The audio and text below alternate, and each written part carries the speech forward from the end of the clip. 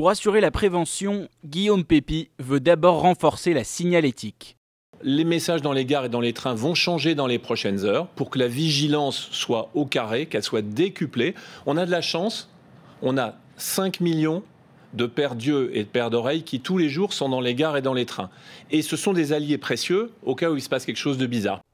Les usagers pourront aussi signaler tout objet au comportement suspect et ce, grâce à un numéro spécial de signalement.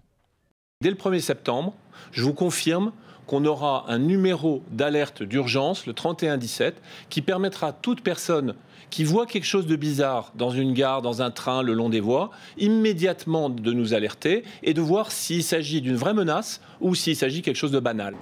Ce sont 40 cheminots spécialisés dans la sûreté qui répondront aux appels émis vers le 3117.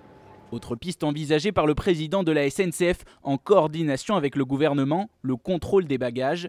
Un contrôle qui pourrait devenir aléatoire et fréquent. Quant au contrôle des passagers, Guillaume Pépi ne l'envisage pas.